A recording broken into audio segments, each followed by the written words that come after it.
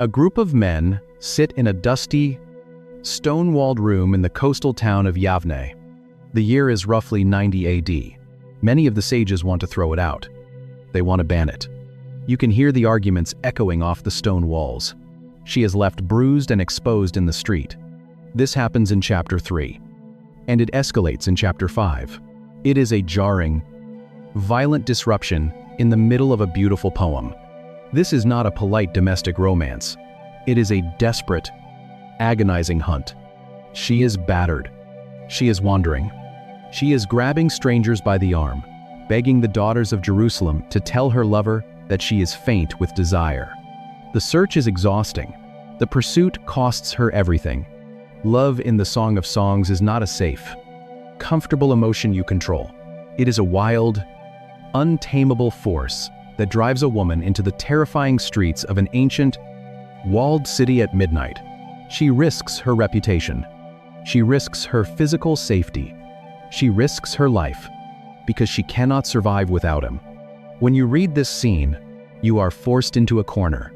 For 2,000 years, scholars have fought over what to do with the bleeding woman in the street.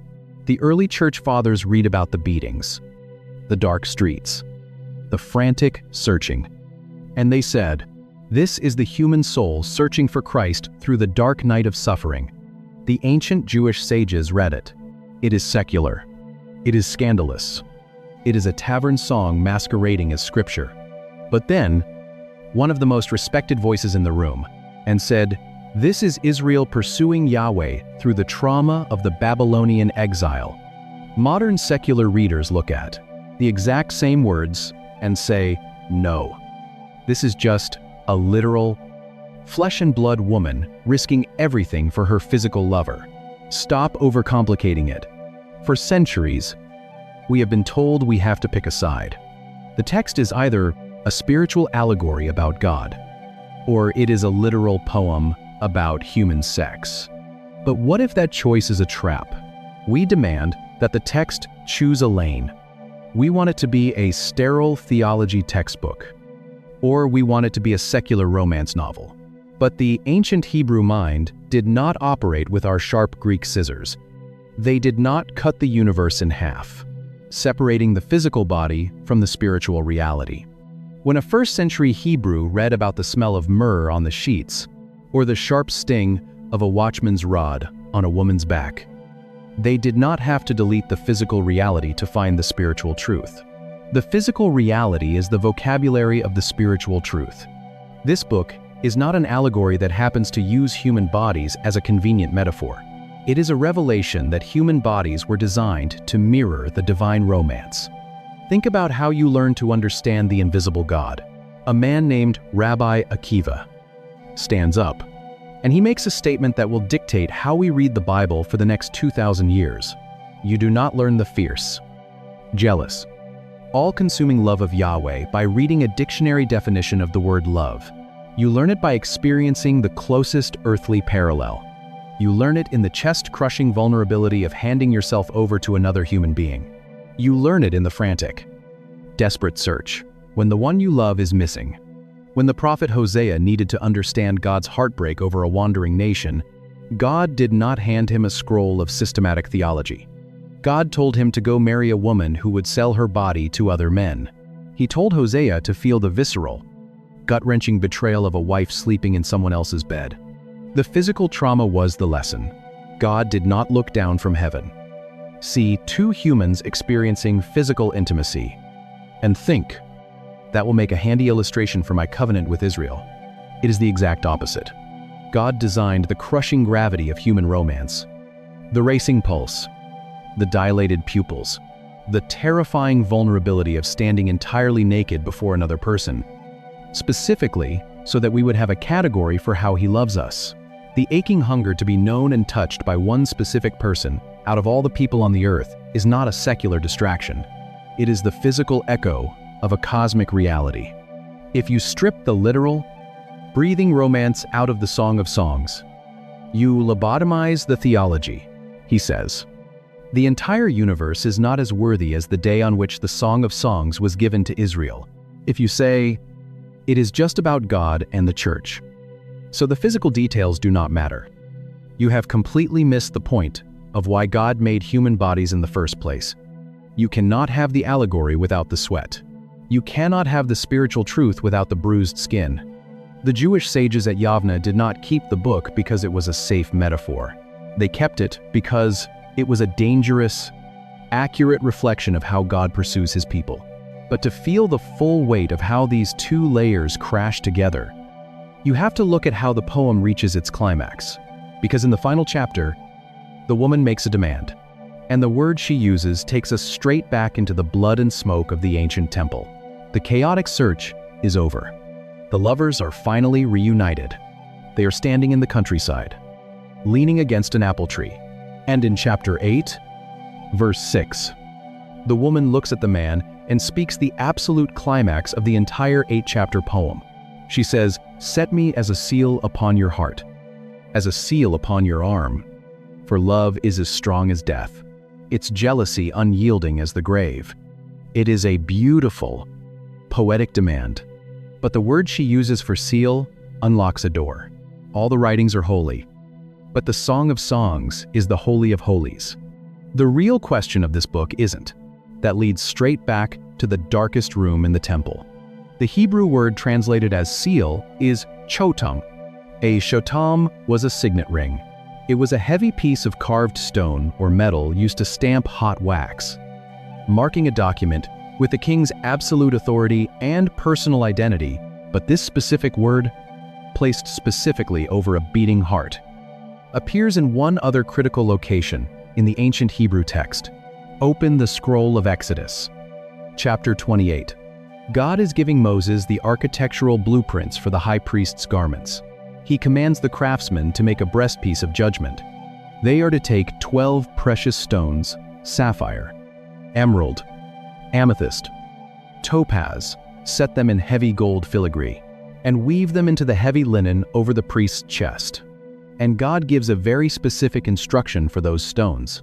He says in verse 21, "There shall be 12 stones with their names according to the names of the sons of Israel. They shall be like the engravings of a chotam," a seal. And then God tells Moses exactly where this heavy, yeled chotam must be worn. Verse 29, "So Aaron shall bear the names of the sons of Israel in the breastpiece of judgment on his heart, when he goes into the holy place, to bring them to regular remembrance before the Lord." That echo changes everything. Is it a love song or an allegory? It is this. What were those men seeing in the text that we have completely lost? When the woman in the Song of Songs looks at her lover and says, "Set me as a chotam upon your heart," she is not asking for a piece of jewelry. She is invoking the architecture of the priesthood. This is not a romantic cliché. It is a theological demand. She is asking him to carry her name the way the high priest carries the 12 tribes into the terrifying presence of Yahweh. She wants her identity carved into his very chest. She wants to rest directly over the rhythm of his blood. She wants to be the heavy, precious weight he carries into the dark. The physical embrace of a man and a woman is elevated to the exact same sacred geometry as the high priest mediating for the nation of Israel. The human heart in love becomes the sanctuary. The human body becomes the holy ground. But if the ancient text holds human desire in this level of staggering reverence, what happened? Why did we spend the next 2 millennia trying to scrub the sweat off the pages? We traded the heavy gold and the crushed myrrh for fluorescent lights and dry paper. Look at the architecture of modern religion. We sit in stiff wooden pews, facing forward, staring at a man behind a wooden podium who explains abstract concepts. We build massive, multi-volume systematic theologies. Most people assume the ancient sages only kept the book because they found a way to sanitize it. We are told they made it safe. We argue over eschatology, the study of the end times, and we debate justification, carefully organizing our beliefs into neat, intellectual boxes. We are obsessed with the courtroom. We want God to be a judge, because a judge is predictable. You can measure your standing with a judge. If you keep the rules, you avoid the gavel. We want salvation to be a legal transaction, a contract signed in a sterile room that guarantees our safety after we die. But a contract does not require you to take off your clothes. A legal transaction does not require you to stand completely exposed in the dark, offering the softest, most vulnerable parts of your chest to someone who has the absolute power to crush you. Intimacy is terrifying. That is exactly why we spiritualize the sweat out of the Song of Songs. We did not turn the book into an allegory because we were trying to be holy. We turned it into an allegory because we were trying to hide. If the physical, desperate pursuit in those 8 chapters is actually the most accurate earthly picture of how God feels about humanity, it destroys our safe, manageable religion. We can manage a lawgiver. We can negotiate with a distant, cosmic CEO who demands a tithe and a Sunday morning attendance sheet. We cannot manage a lover who wanders the freezing stone streets at midnight looking for us.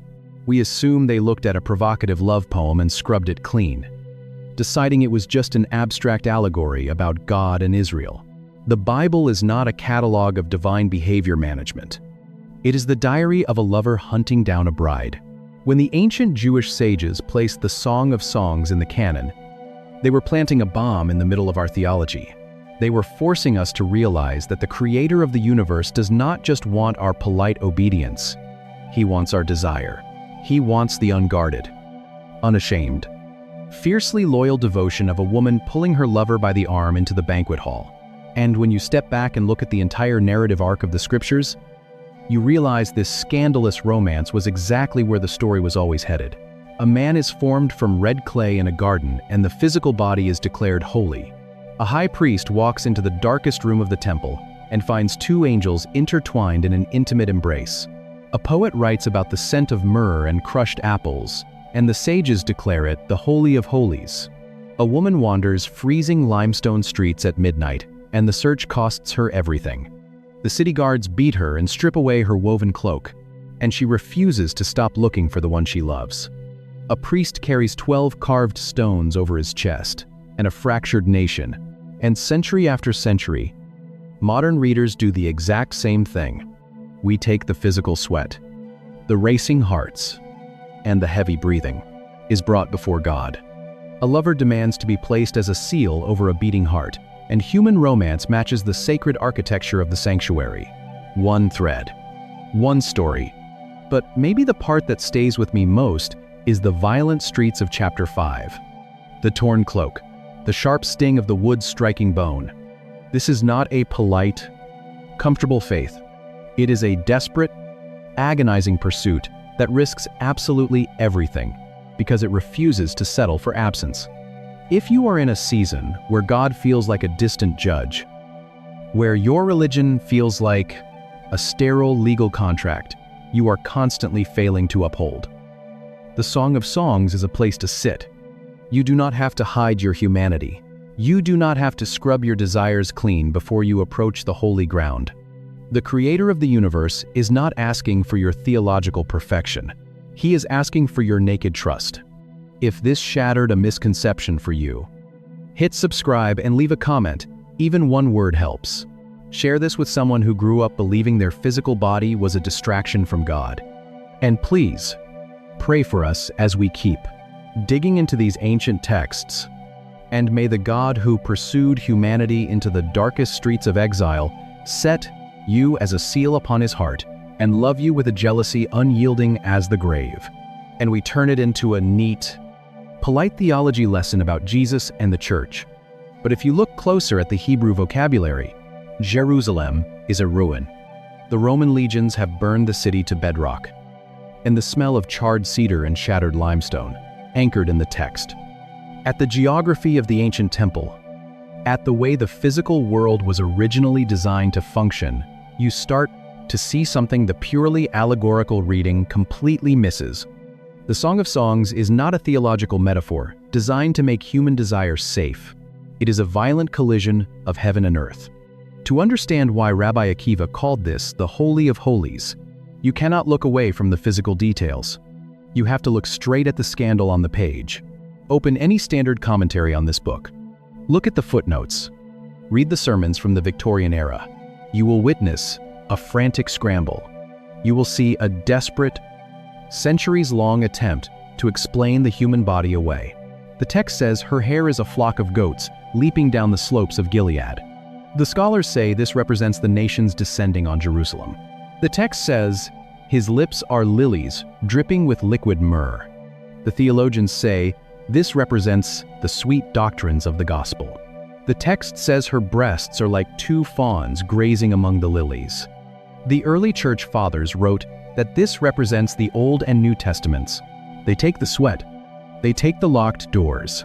They take the taste of raisins, the crushed pomegranates, the sheets smelling of cedar and cinnamon. From the temple still lingers in the cultural memory of everyone in this room. They are holding the surviving pieces of their civilization, and they wash them out. They scrub them down with theological soap. Why do we do this? Because we are terrified of the physical world. We like our religion invisible. We like our theology neatly organized in the mind, completely detached from the dirt and the blood and the skin of human existence. For 2,000 years, Western culture has been infected by Greek philosophy. Thinkers like Plato taught that the spirit is good and the material world is a prison. The goal of religion, we were told, was to escape the body. We absorbed that framework.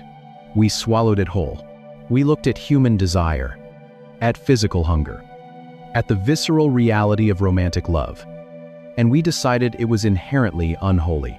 We decided God only cares about souls. So when we open a sacred scroll and find a woman begging her lover to kiss her, to take her into the banquet hall, to put his left hand under her head while his right hand embraces her, we panic. We spiritualize it. We turn it into an allegory because an allegory is safe. An allegory stays in the intellect. An allegory does not make the congregation blush, but the urge to sanitize the text is not a sign of reverence. It is a symptom of a fractured worldview. The allegory is not a lens to understand the book. It is a shield to protect us from it. Without a temple, without a priesthood, they are trying to figure out how their faith will survive. They are debating the exact boundaries. We assume the Jewish sages at Yavne only kept the book in the Bible because they allegorized it. We assume they made it a sterile metaphor about God and Israel so they would not have to deal with the sex. But the ancient Hebrews did not think like Greek philosophers. They did not slice the universe into two neat boxes labeled secular and sacred. They did not believe the invisible world was holy and the physical world was a mistake. To the Hebrew mind, physical intimacy is not a distraction from the divine. But to understand how they saw the body, you have to rewind the tape. You have to leave the coastal town of Yavne. You have to go back long before the temple in Jerusalem was ever built, long before the watchmen guarded the city walls. Back to the very first pages of the Hebrew text. A man lies on the ground, formed from red dirt. The soil is damp. You can smell the rich, dark earth. God leans down, breathes into the dust, and the chest cavity expands. The man opens his eyes. He feels the wet clay beneath his fingernails. He feels the cool mist rising from the four rivers. He reaches out and bites into a piece of fruit, the sweet juice running down his chin, of the Hebrew Bible. Which scrolls will be copied? Which texts will carry the voice of the divine to a people who are? This is the opening act of the Hebrew Bible. It is aggressively physical. There are no clouds, no floating harps, no disembodied spirits chanting in an ethereal void. There is dirt and water and skin and hunger. When God finishes building this tangible, breathing world, he steps back and calls it Tov Miod. Very good. This detail changes how you read the rest of the text. In the Greek mind, a human being possesses a soul, and that soul is unfortunately trapped inside a dirty, physical body. But the Hebrew text in Genesis does not say God placed a soul into the man. It says the man became a living soul, a nephesh. You do not have a soul. You are a soul. The physical world is not a distraction from the divine. It is the theater where the divine is meant to be encountered. When God wants to create the ultimate picture of unity, he does not create a theological concept. He creates a woman. He takes bone and flesh from the man's side, shaping a second human, and brings her to him. The man looks at her and bursts into the first poetry recorded in human history. Bone of my bones, flesh of my flesh. The pinnacle of creation is not a solitary monk meditating on a mountain. The pinnacle of creation is a naked man and a naked woman, entirely unashamed, joined together in a garden. Eden was the blueprint, but then came the fracture, the rebellion, the thorns, the sweat, the hiding in the bushes, about to be scattered across the earth, and then someone unrolls a short, strange text. It contains no laws. It contains no covenant rituals. The fig leaves frantically sewn together to cover the bodies they were suddenly terrified to reveal. Human desire became twisted. The physical world was corrupted by selfish consumption, by taking instead of giving. The garden was lost. So when we read the Song of Songs, we are not just reading a secular romance that snuck into the canon. We are reading an echo of Eden. When the lovers in the song describe the scent of mandrakes, the taste of apples, the rushing streams of Lebanon, and the unashamed longing for each other's skin, they are pulling the reader back behind the flaming sword. They are describing a world where physical desire is uncorrupted, where the body is a holy thing, where a man and a woman look at each other without a trace of shame or exploitation. This is what Rabbi Akiva and the Jewish sages at Yavne understood. They were not trying to sanitize the poem to make it fit their theology. They recognized that this fiercely physical love story was actually a map, and the map pointed straight into the center of the Jewish universe. To see exactly where it leads, you have to look at the very first verse of the book. Open the scroll to the very first line. Chapter 1, verse 1. It reads, "The Song of Songs," which is Solomon's. The English translation is accurate, but it completely misses the weight of the grammar. The phrase in the original Hebrew is Shir HaShirim. The name of God does not appear a single time in its 8 chapters. Instead, it is a poem, a visceral, breathing, intoxicating poem. This is a unique grammatical construct in the Hebrew language. It is a superlative. When the ancient writers wanted to express the absolute highest degree of something, they multiplied the noun. The greatest king is the King of Kings. The highest heaven is the heaven of heavens. And the greatest song, the ultimate song ever sung in the history of the world, is the Shir HaShirim, the Song of Songs. But this exact grammatical structure appears somewhere else in the Jewish worldview. And it is the key that unlocks Rabbi Akiva's shocking statement at the Council of Yavne. Look at the geography of the ancient temple. You have the outer courtyards. You have the inner sanctuary. And then, hidden behind a massive, heavy veil, you have a windowless cube of absolute darkness where the Ark of the Covenant rests. The ultimate sacred space. In Hebrew, that room is the Kodesh HaKodashim, the Holy of Holies, Shir HaShirim, and Kodesh HaKodashim. The grammatical echo is intentional. The sages were making a deliberate, breathtaking parallel. They were saying that this fiercely physical poem about 2 unwed lovers possesses the exact same sacred density as the innermost chamber of the temple itself. That parallel changes everything. The Holy of Holies was not a sterile, disembodied vacuum. It was the bridal chamber of the universe. If the idea of the Bible speaking this directly to the physical, breathing reality of human desire is stirring up questions you've never considered. About 2 unwed Middle Eastern lovers. They sneak through city streets at night. They sleep beneath cedar branches. They describe each other's bodies. You're exactly who this channel is for. Drop a thought in the comments and hit subscribe. Because every week, we go deeper into the text than you knew was possible. So the high priest walks into the darkness. He carries the blood and the thick, sweet-smelling smoke of incense. He steps behind the heavy curtain. And what does he find in the very center of the Jewish religion? He does not find a scroll of rules. He finds a golden box. And on top of that box, he finds 2 cherubim, 2 angelic figures beaten from a single piece of solid gold. They are not facing the congregation. They are facing each other. Their wings are touching. Their faces are intimately close. The Talmud records that when the Israelites came to Jerusalem for the festivals, the priests would pull back the veil so the pilgrims could see the cherubim intertwined. And the priests would say, "Behold your beloved before God," like the love of male and female. The physical union of a man and a woman is not a distraction from the divine presence. It is the earthly mirror of it. The Song of Songs is not a secular poem accidentally left in the canon. It is the Holy of Holies, rendered in ink. But the journey into that kind of intimacy, lips dripping with myrrh, skin like polished ivory, the scent of mandrakes lingering in the spring air. It is dripping with physical, earthly desire, is never safe. And it is rarely simple, because outside the bridal chamber, the city streets are dark.